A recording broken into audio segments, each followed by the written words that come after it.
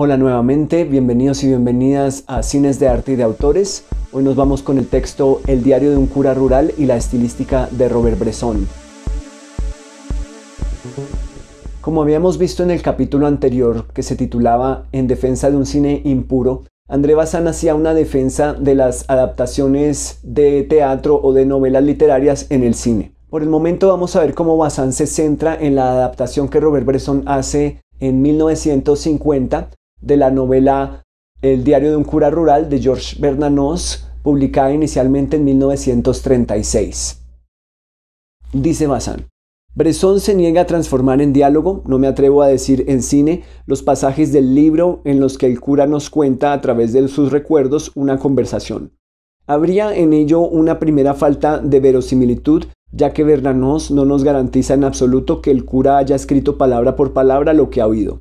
De todas formas, y bien suponiendo que lo recordara exactamente, o incluso que Bresson tome el partido de conservar en la imagen presente el carácter subjetivo del recuerdo, queda que la eficacia intelectual y dramática de una réplica no es la misma según que sea leída o pronunciada realmente. Si ustedes recuerdan, en la película de Robert Bresson, El diario de un cura rural, un procedimiento constante es que vamos a ver lo que el cura está escribiendo sobre el papel, en el momento que lo escribe es el presente, pero evocando el pasado, el momento en que ya ocurrió, y donde las palabras continúan sonando, ¿cierto? La voz en off del cura, y luego vamos a ver cómo las cosas pasan como si fuera nuevamente otro presente. Entonces, es así como entramos o salimos de las escenas según esta narración guiada por las palabras. Continúa Bazin. Ahora bien, Bresson no solo no adapta, ni siquiera discretamente, los diálogos a las exigencias de la interpretación, sino que incluso cuando encuentra por casualidad que el texto original tiene el ritmo y el equilibrio de un verdadero diálogo, se las ingenia para impedir que el actor le saque partido.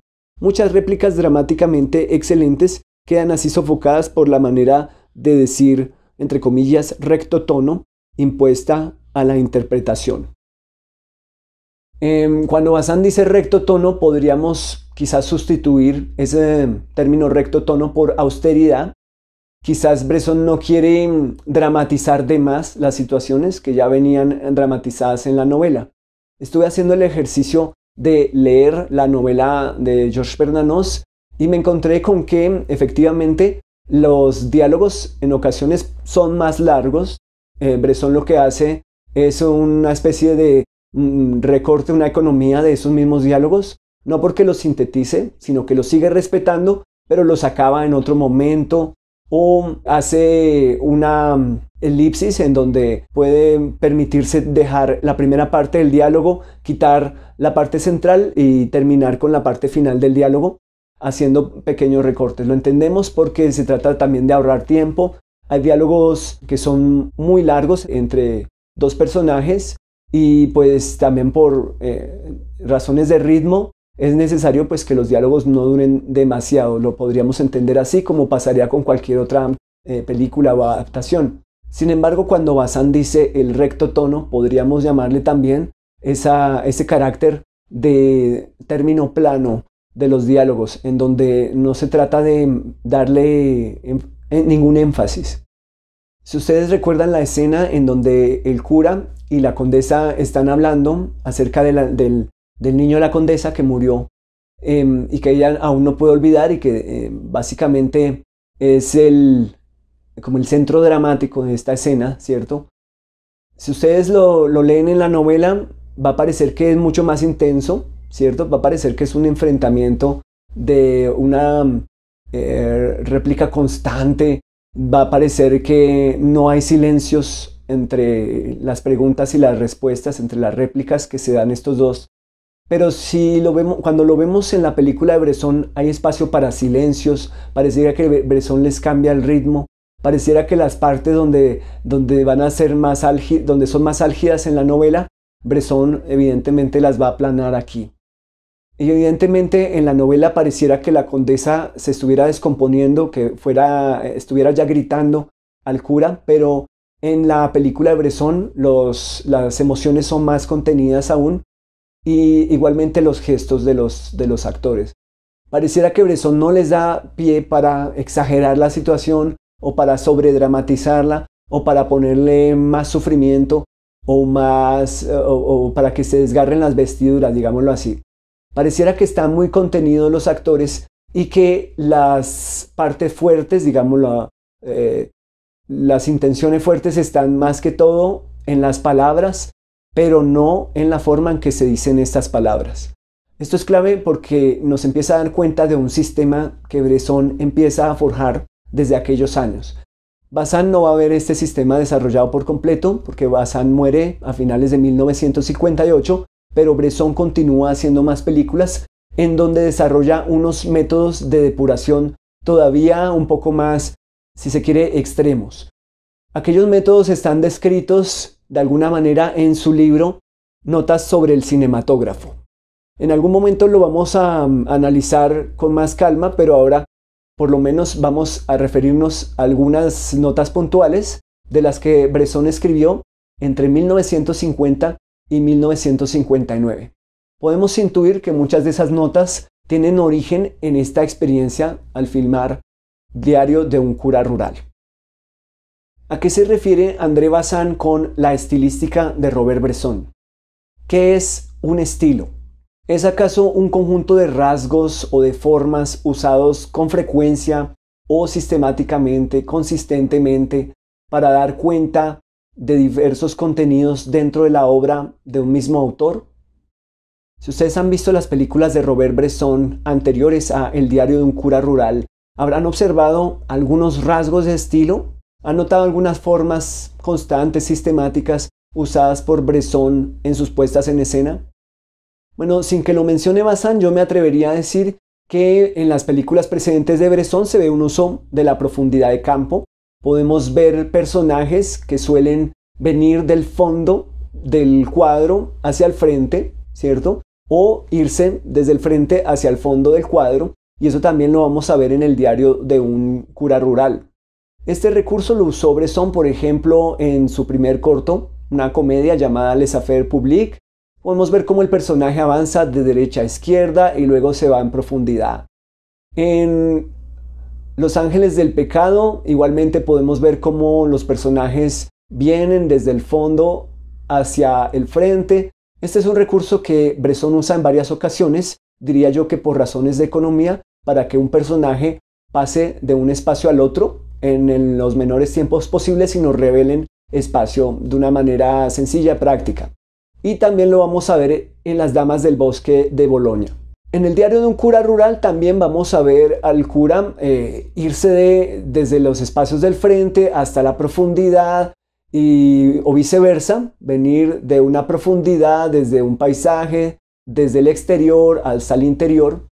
Bresson también usa las escaleras para que los personajes se desplacen desde un allá hasta un hasta acá o viceversa, para que los personajes, digámoslo así, doblen una especie de esquina virtual y nos revelen otro espacio. Digamos que esto se puede evidenciar en el terreno de las formas y puede ser un recurso, como les digo, de economía para la puesta en escena. Sin embargo, Bazin se refiere estilísticamente también a la representación de las motivaciones de los personajes y a la psicología de los personajes. En palabras de Bazin, se ha reprochado, por ejemplo, a Las Damas del Bosque de Bolonia, con tan buen sentido como falta de comprensión, el desplazamiento de la psicología de los personajes con relación a la psicología de la intriga. Lo que Bazin quiere decir es que esos rasgos de comportamiento y de motivaciones de los personajes se desplazan al terreno puramente del argumento, en función de la venganza del personaje, ¿cierto? Para que un personaje pueda vengarse y el otro sea su objeto de venganza y el otro sea el objeto de la, entre comillas, perdición del personaje. Frente a esta idea de los rasgos de motivaciones o de comportamiento de los personajes, Bazin continúa. En Las Damas del Bosque de Bolonia, Bresson ha especulado con el contraste de un cuento realista en otro contexto realista. El resultado es que los realismos se destruyen mutuamente. Las pasiones se separan de la crisálida de los caracteres. La acción, de las justificaciones, de la intriga y la tragedia, de los oropeles del drama. No ha hecho falta más que el ruido de un limpiaparabrisas sobre un texto de Diderot para obtener un diálogo raciniano. Sin duda, Bresson no nos presenta jamás toda la realidad, pero su estilización no es la abstracción a priori del símbolo, sino que resulta de una dialéctica de lo concreto y de lo abstracto por la acción recíproca de los elementos contradictorios de la imagen, la realidad de la lluvia, el fragor de una cascada, el de la tierra que se escapa de un cacharro roto, el trote de un caballo sobre los adoquines, no se oponen solamente a las simplificaciones del decorado, a lo convencional de los trajes y más todavía al tono literario y anacrónico de los diálogos. La necesidad de su intrusión no es la de la antítesis dramática o la del contraste decorativo. Están allí por su indiferencia y en su calidad de extranjeros, como el grano de arena en la máquina para estropear el mecanismo. Si lo arbitrario de su elección parece una abstracción, es la de lo concreto integral. Se trata de rayar la imagen para denunciar su transparencia como con el polvo de diamante. Es una impureza en estado puro. Otra vez esa idea de las purezas y las impurezas. ¿Qué nos quiere decir con esas impurezas? Esas intrusiones de otras imágenes o de otros signos que en últimas acaban por reforzar o recontextualizar las situaciones.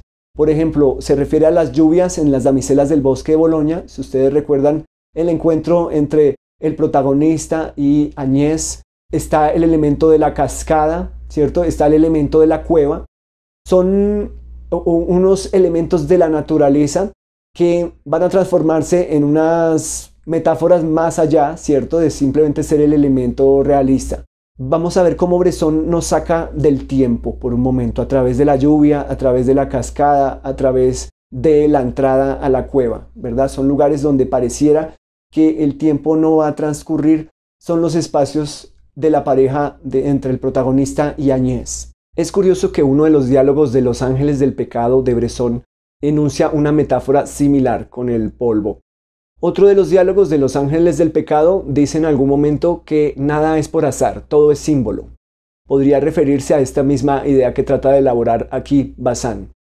Es muy interesante esta idea de Bazin de una dialéctica entre lo concreto y lo abstracto en el cine de Bresson en ese momento, porque nos da pie para pensar que se está creando un nuevo nivel de realidad dentro de esa realidad, ¿cierto? Puede ser las realidades que chocan, según como lo dice Bazin, pero recordemos que una de las definiciones de metafísica es ese nivel que está más allá de nuestras leyes de comprensión, de nuestras leyes físicas, y que por ende requiere de nuevas herramientas para acceder a él o para comprenderlo, ¿verdad? Recordemos que Bazin, desde el texto de la evolución del lenguaje cinematográfico, está en búsqueda de una metafísica a través de ciertos procedimientos cinematográficos, entre ellos el plano secuencia con profundidad de campo. Yo les hago una pregunta. ¿Ustedes creen que Bresson estaba proponiendo ese otro nivel de realidad hasta ese momento, hasta Diario de un cura rural? ¿Ustedes creen que estaba proponiendo una metafísica dentro de sus películas? ¿Estaba proponiéndonos adquirir unas nuevas herramientas para acercarnos a un nuevo nivel de percepción? Y si ustedes creen que Bresson en efecto está empezando a andar por el camino hacia esa metafísica que Bazin busca desde el texto de la evolución del lenguaje cinematográfico, entonces, ¿qué procedimientos formales empieza a usar para lograrlo? ¿En qué momentos de esas primeras películas de Bresson se dan esos primeros encuentros, esas primeras manifestaciones de una metafísica? Pero volvamos nuevamente al título de este texto, que es El diario de un cura rural y la estilística de Robert Bresson. La estilística, el estilo. Porque a pesar de que Bresson tiene hasta ahora un cortometraje inicial, comedia, y 3 largometrajes, ¿cuáles son esos rasgos de estilo que Bazin ve en Bresson? Dice Bazin acerca de Diario de un cura rural. Queda todavía por explicar cómo Bresson, que dirigía perfectamente sus actores en Los ángeles del pecado y Las damas del bosque de Boloña, parece a veces aquí tan torpe como un debutante en 16 milímetros que se ha hecho financiar por su tía y el notario de la familia. Puede creerse que es más fácil dirigir a María Casares en contra de su temperamento que a unos dóciles aficionados. Es cierto, en efecto que algunas escenas están mal interpretadas, y, cosa notable, no son las menos sobrecogedoras. Pero es que este film escapa completamente a las categorías de la interpretación. Que nadie se llame a engaño por el hecho de que los intérpretes sean casi todos aficionados o principiantes. El diario de un cura rural no está menos lejos de Ladrón de bicicletas que de Entre des Artistes. El único film que puede emparentársele es La Pasión de Juana de Arco de Carl Dreyer. No se les ha pedido a los intérpretes que reciten un texto, que su calidad literaria hace por lo demás irrepresentable, tampoco que lo vivan, tan solo que lo digan. Entonces, bueno, Bazin comienza a hacer una comparación un poco injusta entre Los Ángeles del Pecado, Las Damas del Bosque de Boloña y El diario de un cura rural. Porque Bazin se pregunta que, como lo han escuchado, ¿por qué si no le costó trabajo dirigir a actores y actrices profesionales en las dos películas precedentes? ¿Por qué en El diario de un cura rural pareciera que Bresson tiene dificultades, o que en palabras de Bazin dice que parece a veces aquí tan torpe como un debutante? ¿Qué quiere decir eso? ¿Es un error el hecho en que, o la manera en que se presenta la dirección de actores en El diario de un cura rural? ¿Es una dirección de actores malograda? ¿Es una dirección fallida? ¿Está buscando Bresson otra cosa más bien? Nosotros sabemos a través de la historia y a través de su libro Notas sobre el cinematógrafo que Bresson va a estar buscando otra cosa, ¿verdad? Después de la experiencia en esas dos películas, Los Ángeles del Pecado y Las Damas del Bosque de Boloña, pues a Bresson ya no le queda gustando mucho trabajar con profesionales y se va a encaminar a buscar esos actores que no son de profesión, que él va a llamar modelos, precisamente en esas reflexiones que es el libro de las notas sobre el cinematógrafo. Pero es un proceso, es algo que Bazin desafortunadamente no va a ver, porque Bazin va a morir muy joven a finales de 1958, pero Bresson seguirá a lo largo de sus siguientes películas, digamos, perfeccionando ese sistema de concepción del cine en lo que él va a considerar el cinematógrafo. Sin embargo, el texto que acabé de leer de Bazin es un poco ambiguo, porque por un lado acusa a Bresson de una dirección de actores que no está al nivel de las dos películas precedentes, pero también le da el beneficio de la duda cuando dice pero es que este filme escapa completamente a las categorías de la interpretación, que nadie se llame a engaño por el hecho de que los intérpretes sean casi todos aficionados o principiantes. Pero el mismo Bazin tiene el argumento de defensa, que es esa comparación que a juicio de ustedes será justa e injusta entre El diario de un cura rural y Ladrón de bicicletas y La Pasión de Juana de Arco de Carl Dreyer. ¿Ustedes consideran que la búsqueda en cuanto a dirección actoral de Bresson está más cerca del Ladrón de bicicletas y a La Pasión de Juana de Arco de Carl Dreyer?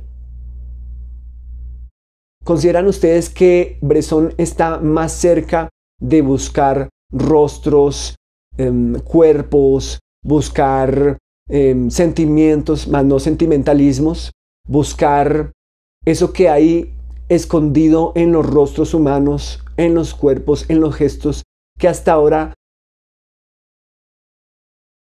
quizás no había sido considerado como una búsqueda en sí mismo? Continúa Bazin. Por eso el texto leído en off del diario de un cura rural encadena tan fácilmente con el que realmente pronuncian los protagonistas. No existe ninguna diferencia esencial de estilo ni de tono.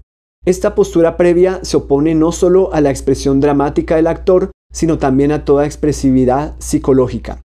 Lo que se nos pide que leamos sobre sus rostros no es el reflejo momentáneo de lo que dicen, sino una permanencia del ser, la máscara de un destino espiritual.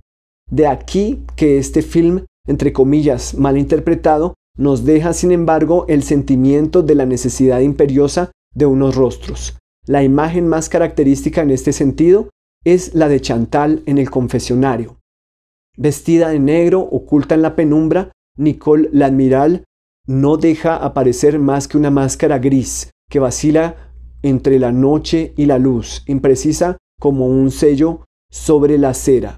Es muy interesante esto que Bazin señala aquí, porque Bresson definitivamente desde este punto empieza a tomar esa dirección hacia preocuparse por los rostros, los cuerpos, los gestos y cómo el espíritu se empieza a manifestar en una corporalidad, en una materia.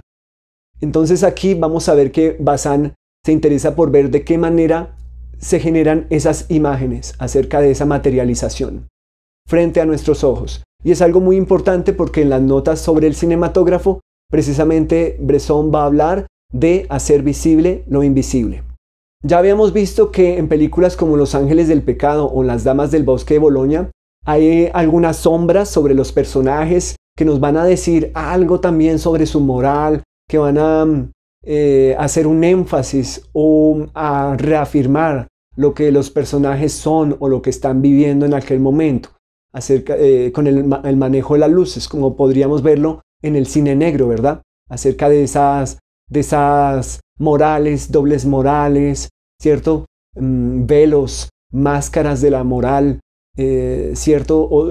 Sombras que hay sobre la conciencia, digámoslo así, que se materializan a través de imágenes. Esos son entonces algunos de los procedimientos que en ese punto específico de su proceso va a usar Bresson para darnos cuenta de las condiciones interiores de los personajes, pero expresadas en imágenes y a través de formas cinematográficas. Agrega Bazán: como Dreyer, Bresson tiende a recrearse en las cualidades más carnales del rostro que, en la medida en la que él mismo no actúa, es la huella privilegiada del ser, el trazo más legible del alma. Nada en el rostro escapa a la dignidad del signo. No es a una psicología, sino a una fisionomía existencial, a lo que nos invita. De ahí el hieratismo de la interpretación, la lentitud y la ambigüedad de los gestos, la repetición obstinada de los comportamientos, la impresión de un ralentí onírico que se graba en la memoria. Nada pasajero puede suceder a estos personajes, hundidos como están en su ser, esencialmente ocupados en perseverar contra la gracia o de arrancar con su fuego la túnica de Nessus del hombre viejo. Es algo que Bresson ya empezaba a buscar desde Los Ángeles del Pecado y que veíamos como esa oposición entre caracteres, oposición entre cuerpos, oposición entre espíritus, ¿verdad? Un personaje como el de Ana María, que quiere tratar de ser la redentora de Teresa en esa primera película. Un personaje como el protagonista de Las Damas del Bosque de Boloña, que trata de ser el redentor de Agnès, a su vez también. Recordemos cómo aquellos rostros se van transformando a través de las películas, de aquellas personas a quienes hay que, entre comillas, redimir, que son Teresa en una película y Agnès en la otra. Ustedes van viendo las transformaciones que tienen sus rostros desde el comienzo hasta el final de las películas. Es algo que en el diario de un cura rural se trata de trabajar con mucho más rigor, ¿verdad?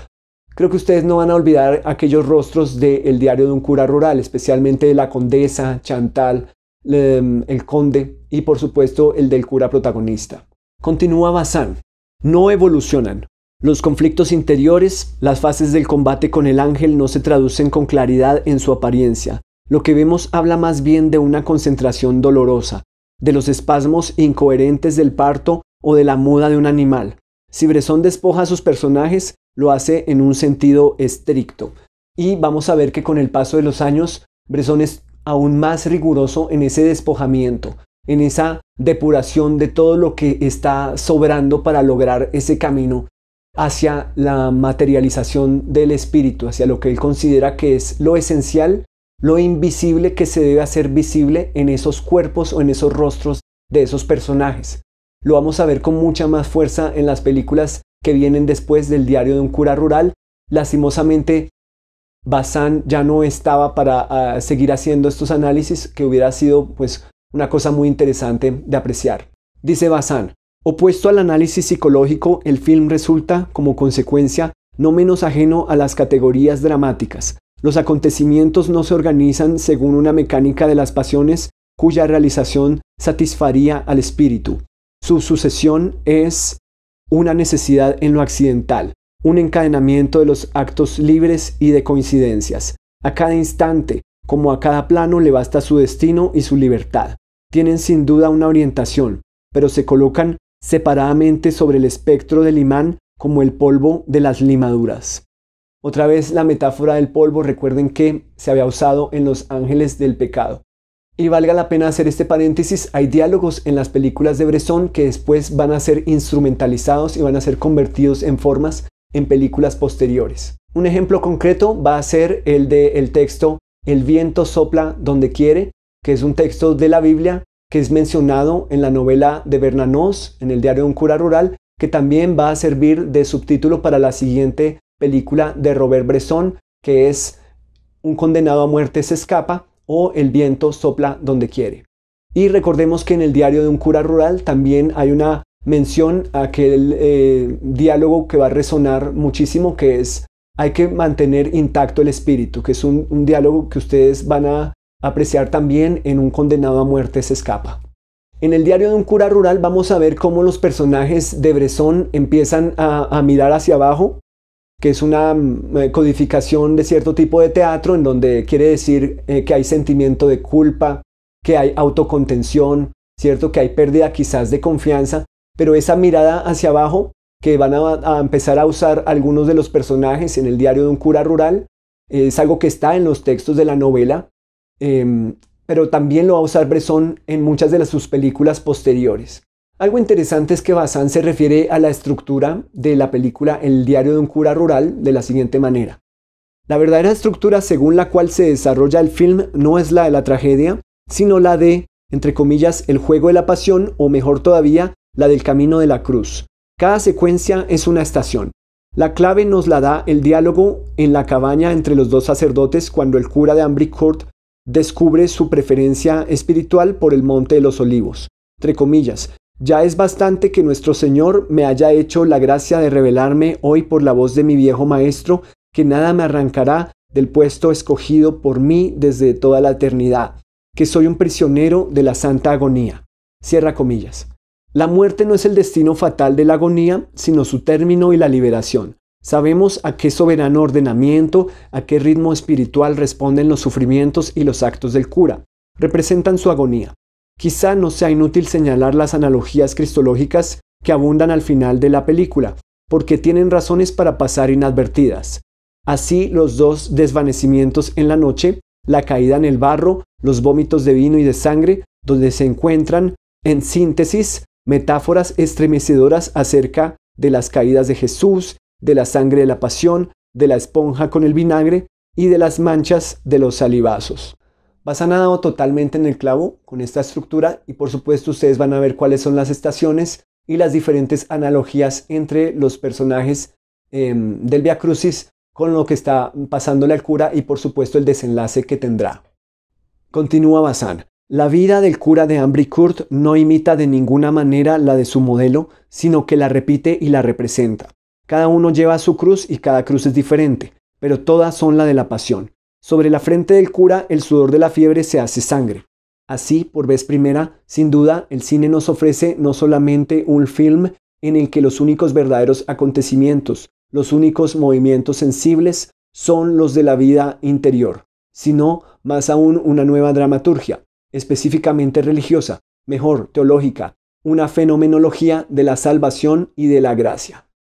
Bueno, lo que Bazin considera como una dramaturgia religiosa o teológica o una fenomenología de la salvación y de la gracia, como él dice, ya estaba presente en películas como Los Ángeles del Pecado y Las Damas del Bosque de Bolonia.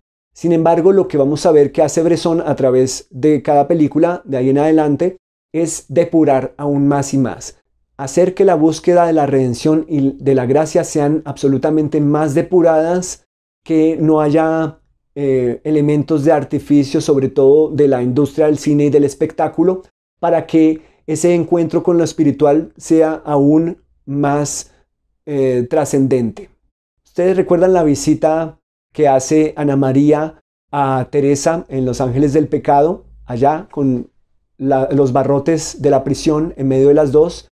Semeja de alguna forma o anticipa la escena que tendrá lugar al final de Pickpocket, pero en Pickpocket obviamente la depuración es mucho más mayor para seguir en esa misma búsqueda, ¿cierto? De la gracia, de la redención a través de aquellos encuentros con unos personajes que hacen su vía crucis y al final se encuentran con este momento de iluminación ante esta nueva dimensión de la realidad. Algunos personajes de Bresson soportarán el final de este camino de la cruz, otros personajes no lo soportarán. Continúa Bazin con una idea clave. Señalemos además que en esta empresa de reducir la psicología y el drama, Bresson se enfrenta dialécticamente con dos tipos de realidad pura. Por una parte, ya lo hemos visto, el rostro del intérprete, desembarazado de todo simbolismo expresivo, reducido a la epidermis, rodeado de una naturaleza sin artificio. De la otra, eso que habría que llamar, entre comillas, la realidad escrita, porque la fidelidad de Bresson al texto de Bernanos, no solo al negarse a adaptarlo, sino más aún su preocupación paradójica por subrayar su carácter literario, es en el fondo la misma determinación previa que rige los seres y el decorado. Bresson trata a la novela como a sus personajes. Es un hecho en bruto, una realidad dada que no hay que intentar adaptar a la situación ni modificarla de acuerdo con tal o cual exigencia momentánea del contenido. Por el contrario, hay que confirmarla en su ser. ¿Qué quiere decir Bazin con eso de que la novela se convierte también en un personaje para Bresson? El acto de escribir, las formas en que el cura simplemente apunta con su mano y vemos cómo se generan las frases, cómo se crean como si fuera por primera vez, cómo a medida que el cura va enfermando también la escritura va viéndose afectada sobre el papel. Para los que leímos la novela juiciosamente en algún momento se describe cómo algunas páginas fueron tachadas o rasgadas, ¿verdad? Eso mismo lo vemos en las imágenes. Hay textos tachados ahí. Se nota que hay una importancia del acto mismo de escribir, del acto mismo de editarse, de pensar. Es una forma de oración, de plegaria que va dejando en sí misma un texto. Bresson logra ser lo más fiel posible a este punto de vista que es el del mismo cura que va escribiendo su historia a medida que va transcurriendo. Dice Bazin, la técnica de la puesta en escena de Bresson solo puede juzgarse al nivel de su propósito estético. Por mal que nos hayamos dado cuenta, ahora podemos, sin embargo, comprender mejor la más extraña paradoja del film, el mérito de haber osado por vez primera enfrentar el texto con la imagen pertenece ciertamente a Melville con El silencio del mar. Es notable que el motivo fue también allí la voluntad de fidelidad literaria, pero la estructura del libro de Vercors era en sí misma excepcional. Con el diario de un cura rural, Bresson no solo confirma que la experiencia de Melville estaba bien fundada, sino que la lleva a sus últimas consecuencias. Si ustedes recuerdan El silencio del mar de Melville, hay un componente de voz en off durante toda la película y por un lado tenemos las imágenes que genera las palabras habladas, por otro lado vemos las imágenes sobre la pantalla. Bazin dice que la experiencia de Melville fue exitosa y es posible inferir que lo dice por la razón que veíamos hacia el final del texto, la evolución del lenguaje cinematográfico, donde Bazin decía, el cineasta ya no es solo un competidor del pintor o del dramaturgo, sino que ha llegado a igualarse con el novelista. Porque podemos ver que con estos procedimientos de separación de imágenes y palabras se llega a otros niveles o capas de significación y de puntos de vista. Entonces, les dejo la pregunta, ¿consideran ustedes que la experiencia de Melville o la de Bresson en el diario de un cura rural, con la palabra hablada, con la voz en off, ha llegado a igualar al cineasta con el novelista en ciertos aspectos? ¿Habría podido usarse el procedimiento al hacer Los Ángeles del Pecado o Las Damas del Bosque de Boloña? Bueno, ciertamente no. Aquí tenemos la excusa perfecta, que es un cura que va escribiendo su diario a medida que las situaciones van teniendo lugar o que va relatando lo que ya tuvo lugar. ¿En cuántas películas ustedes han visto que algunos personajes también llenan un diario o llenan cartas, otro tipo de comunicaciones o incluso llenan un blog en su computador? Ahora Bazin se va a referir a algo clave que ya había sido enunciado en el texto de La evolución del lenguaje cinematográfico. Hace falta ver que El diario de un cura rural es un film mudo con subtítulos hablados. La palabra, lo hemos visto, no se inserta en la imagen como un componente realista, aunque sea pronunciada realmente por un personaje. Lo es casi a la manera de un recitativo de ópera. A primera vista, el film está en cierta manera constituido de un lado por el texto reducido de la novela, ilustrado por el otro con unas imágenes que nunca pretenden reemplazarlo. No todo lo que se dice es mostrado, pero nada de lo que es mostrado queda dispensado de ser dicho. En último extremo, el buen sentido crítico puede reprochar a Bresson el sustituir pura y simplemente la novela de Bernanos por un montaje radiofónico y una ilustración muda. Actualmente tenemos que partir de este supuesto fracaso del arte cinematográfico para comprender bien la originalidad y la audacia de Bresson. Pero aquí Bazin nos va a llevar hacia ese momento del cine mudo o silente en el cual para algunos cineastas realmente el carecer de la palabra hablada era un peso, era una tortura, era una carencia. Dice Bazin: por de pronto, si Bresson, entre comillas, vuelve al cine mudo, no es en absoluto a pesar de la abundancia de los primeros planos, para remontarse a un expresionismo teatral, fruto de una debilidad, sino para reencontrar, por el contrario, la dignidad del rostro humano, tal como Stroheim y Dreyer la habían comprendido. Ahora bien, si hay un valor y uno solo al que el sonido se oponga por esencia, es a la sutileza sintáctica del montaje y al expresionismo de la interpretación, es decir, a lo que efectivamente procedía de la debilidad del cine mudo.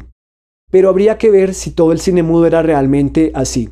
La nostalgia de un silencio, que sería el generador benéfico de un simbolismo visual, confunde indebidamente la pretendida primacía de la imagen con la verdadera vocación del cine, que es la primacía del objeto. Recuerden ustedes que en ese punto del texto, la evolución del lenguaje cinematográfico, Bazin nos hablaba de dos tipos de cineastas. Primero, los que creen en la imagen. Segundo, los que creen en la realidad. Entonces vean el texto que viene de Bazin para que empecemos a atar los cabos. Dice Bazin: la ausencia de la banda sonora en Avaricia, Nosferatu o La Pasión de Juana de Arco tiene una significación exactamente contraria al silencio de Caligari, de los Nibelungos o del Dorado. Es una frustración, no el punto de partida de una expresión. Los primeros existen a pesar del silencio y no gracias a él. En este sentido, la aparición de la banda sonora no es más que un fenómeno técnico accidental y no la revolución estética que algunos pretenden. La lengua del cine, como la de la anécdota de Esopo, es equívoca y no hay, a pesar de las apariencias, más que una historia del cine antes y después de 1928. La de las relaciones entre el expresionismo y el realismo. El sonido tenía que arruinar provisionalmente el primero antes de adaptarse a su voz, pero se inscribía directamente en la prolongación del segundo. Y hago la pregunta: ¿dónde pondrían ustedes a Robert Bresson? ¿En la categoría de esos cineastas que, según Bazin, no creen en la realidad sino en las imágenes? ¿O en la categoría de los que creen en la realidad y no en las imágenes?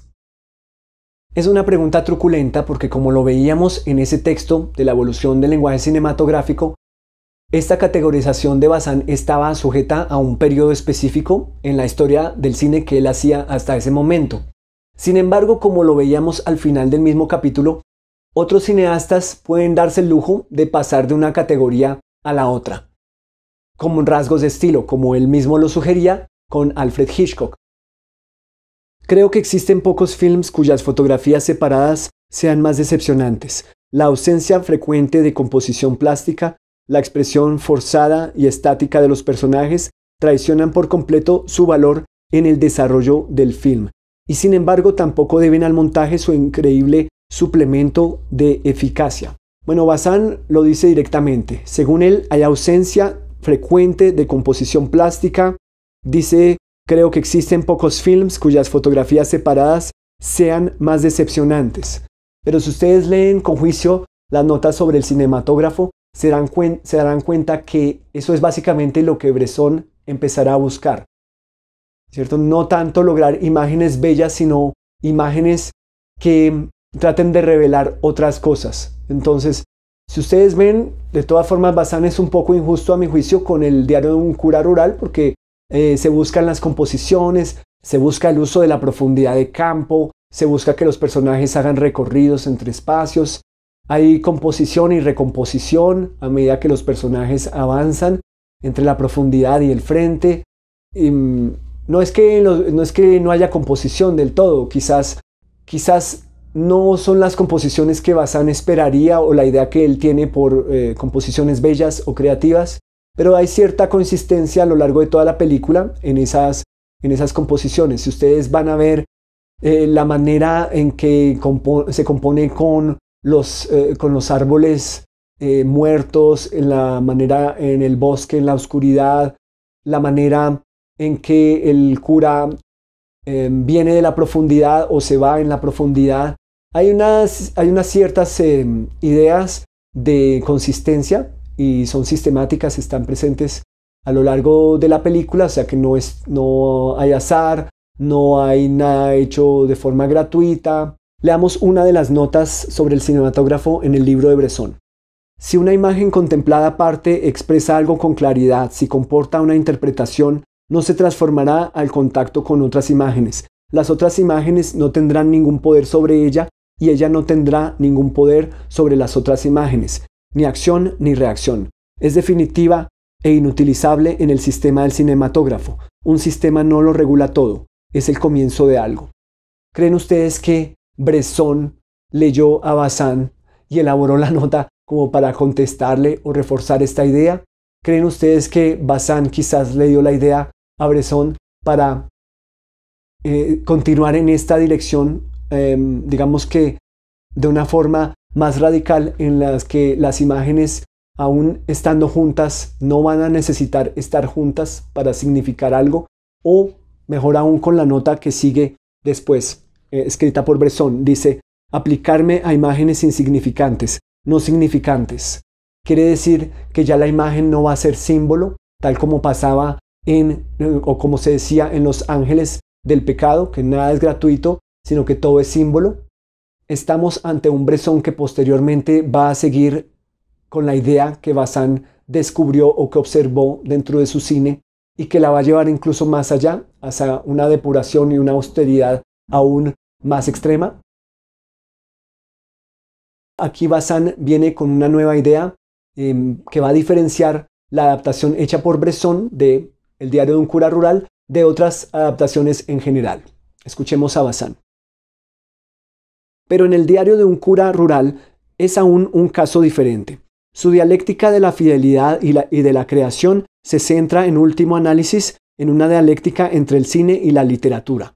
No se trata aquí de traducir todo lo fiel e inteligentemente que se quiera, ni menos aún de inspirarse libremente con un respeto amoroso para conseguir un film que sea un doble de la obra, sino de conseguir una novela, por medio del cine, una obra en segundo grado, no ya un film, entre comillas, comparable a la novela o, entre comillas, digno de ella, sino un ser estético nuevo que es como la novela multiplicada por el cine. La única operación comparable de la que tenemos ejemplos es quizás la de los films sobre pintura. Luciano Emmer o Alain René son también fieles al original. Su materia prima es la obra ya supremamente elaborada del pintor. Su realidad no es en absoluto el tema del cuadro, sino el mismo cuadro. Como hemos visto que la de Bresson era el texto mismo de la novela. Y sobre los trabajos de Emmer y de Alain René, pues nos vamos a dedicar en ese capítulo que se va a llamar Pintura y Cine, que lo vamos a ver en el futuro, que les recomiendo mucho porque va a estar excelente. Vamos a analizar la película Van Gogh, hecha por Alain René, y nos vamos a dar cuenta que va a estar constituida de varias pinturas de Van Gogh que nos van a contar precisamente la historia de la vida de Van Gogh, según la manera en que Alain René va a ordenar esas imágenes y con otros procedimientos que él va a usar, además del montaje. Va a usar movimientos de cámara, va a usar zooms, etc. No se pierdan ese capítulo, por favor. Entonces Bazin dice: pero la fidelidad de Alain René, que es en principio y ontológicamente una fidelidad fotográfica, no es más que la condición previa de una simbiosis entre el cine y la pintura. Por esta razón, los pintores de ordinario no comprenden sus films. Ver en ellos solo un medio inteligente, eficaz, válido, incluso de vulgarización, lo son efectivamente, por añadidura, es no entender nada de su biología estética. Aquí un poco injusto Bazin con los pintores. Recordemos que Bresson es un pintor, o se dedicaba a pintar o quizás pintaba todavía al momento de hacer sus películas. Entonces no se puede decir o es muy arriesgado afirmar que no va a entender sus propios films siendo un pintor. Abbas Kiarostami, también un pintor, se dedicaba a pintar antes de filmar, posiblemente pintó también al filmar. David Lynch, pintor también. Y asimismo ustedes pensarán en otros ejemplos de cineastas que son pintores, pintores que son al mismo tiempo cineastas. Continúa Bazin. Esta comparación es solo parcialmente válida, ya que los films sobre pintura están condenados en principio a constituir siempre un género estético menor. Se añaden a los cuadros, prolongan su existencia, les permiten desbordar el marco, pero no pueden pretender ser el mismo cuadro. Bueno, en ese aspecto Bazin tiene razón, no es lo mismo el cuadro en sí que la imagen que se hace del cuadro, la imagen en movimiento que se hace del cuadro, su reproducción. Dice una nota al pie de página de esta edición, al menos hasta el misterio Picasso, del que luego hablaremos, que invalida quizá esta proposición crítica. Y también yo los iba a invitar a contraargumentar a Bazin. ¿Se les ocurre a ustedes algún ejemplo en el que la representación de la obra pueda igualarla o incluso, entre comillas, superarla o a proponer algo más de lo que proponía la pintura? ¿Sería eso posible? Solo hagamos el ejercicio de tratarnos de imaginar el ejemplo en donde ese caso pueda tener lugar. Continúa Bazin. Van Gogh de Alain René es una obra maestra menor a partir de una obra pictórica mayor que utiliza y explicita, pero a la que no puede reemplazar. Esta limitación congénita se debe a dos causas principales. Por de pronto, a que la reproducción fotográfica del cuadro, al menos en proyección, no puede pretender sustituir al original o identificarse con él. Si pudiera hacerlo, destruiría su autonomía estética, ya que los films de pintura parten precisamente de la negación de lo que fundamenta la pintura, la circunscripción en el espacio por el marco y la intemporalidad. Precisamente porque el cine, como arte del espacio y del tiempo, es lo contrario de la pintura, puede añadirle algo. Pero nuevamente podemos pensar en ejemplos y contraejemplos en donde quizás no haya una pérdida sino una ganancia. ¿Sería eso posible? Vuelvo a preguntar. Y continúa Bazin. Esta contradicción no existe entre la novela y el cine. No solo son los dos artes del relato y por tanto del tiempo, sino que no es posible decidir a priori que la imagen cinematográfica sea inferior en su esencia a la imagen evocada por la escritura. Lo contrario es más probable, pero no es esta la cuestión. Basta con que el novelista, como el autor cinematográfico, busque la sugestión de transcurrir en un mundo real. Bueno, aquí nos podemos hacer distintos tipos de preguntas acerca de eso que Bazin considera superior o inferior en términos de la imagen cinematográfica o la imagen literaria. ¿Con qué criterios vamos a decir que una imagen literaria es superior o inferior a la imagen cinematográfica? Les pregunto a ustedes, ¿cómo se imaginan que es el rostro de Blancanieves? ¿Piensan ustedes en un rostro distinto de la Blancanieves de Walt Disney? ¿Se imaginan una Blancanieves con distintas características, distinta piel, distinto origen racial, distinta edad, distintos rasgos corporales? Cuando yo les pregunto cómo se imaginan ustedes al James Bond de las novelas, ¿se imaginan ustedes a un tipo distinto a los actores que han personificado al agente 007? Son ejemplos de la cultura popular, pero nos dicen mucho acerca de cómo esa imagen cinematográfica se ha arraigado y se ha convertido en una imagen hegemónica. Vale la pena hacer algunos ejercicios en los cuales tanto esas obras populares como otros tipos de obras quizás no tan populares puedan ser decolonizadas o desarraigadas de esas imágenes hegemónicas que ya nos han dado y que por hecho ya quizás han colonizado nuestras mentes con las imágenes que debemos asociar a cierta literatura. ¿Qué se ganaría con esto? ¿Qué se perdería con esto? Entonces continúa Bazin.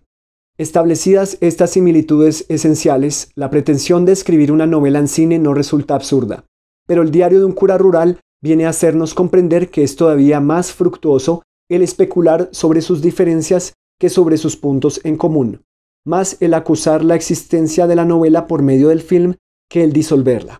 La obra en segundo grado, que resulta apenas, puede ser considerable como, entre comillas, fiel por esencia al original, ya que sigue siendo la novela misma.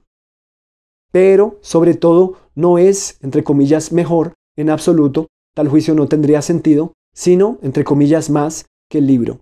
El placer estético que puede proporcionar el film de Bresson, aun cuando el mérito haya evidentemente que atribuirlo en lo esencial a Bernanos, contiene todo lo que la novela podía ofrecer y, por añadidura, su refracción en el cine.